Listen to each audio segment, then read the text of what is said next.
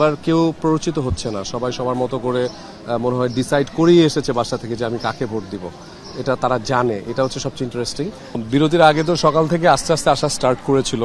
আমরা লাঞ্চ ব্রেকে অলরেডি মোটামুটি দুই পক্ষই আমরা খেতে গিয়েছিলাম, খাওয়া শেষ। তো এই যে আমাদের সম্মানিত ভোটারকে বুঝালাম আমাকে ভোট দিন, সেরকম মজার চলছে।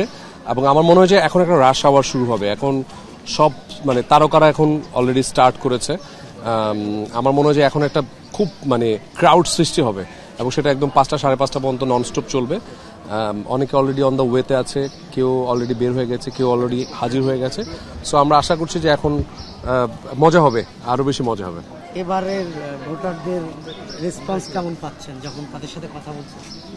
অসাধারণ রেসপন্স। এবার কেউ প্ররোচিত হচ্ছে না, সবাই সবার মতো করে মনে হয় ডিসাইড করেই এসেছে বাসা থেকে যে আমি কাকে ভোট দিব। এটা তারা জানে, এটা হচ্ছে সবচেয়ে ইন্টারেস্টিং।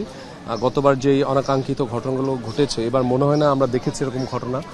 আইন শৃঙ্খলা বাহিনীরা আছেন, সবাই মিলে ভোটাররাও খুব শান্ত শিষ্টভাবে সুন্দরভাবে ভোট চাচ্ছেন, বিনয়ের সাথেই চাচ্ছেন, কোনো অরাজকতা সৃষ্টিই হচ্ছে না। সো আমার মনে হয় যে পরিবেশ আন্ডার কন্ট্রোল। মনে হয় পুরো প্যানেল আসলেই বেরোয় যেতে পারবেন। এটা বলা মুশকিল আসলে, কারণ পুরো প্যানেল তো সব প্যানেলই চাই যে পুরো প্যানেল আসুক, তাহলে যেহেতু একসাথে এতদিন ছিল আসলে মজা হয়। বাট কোনোদিনই পুরো প্যানেল কখনোই আসেনি আসলে। দুই পক্ষই অনেক তারকা আর্টিস্ট আছেন। সো দুই প্যানেল মিলিয়ে হয়তো বা একটা প্যানেল ক্রিয়েট হবে আমার মনে হচ্ছে। Thank you so much.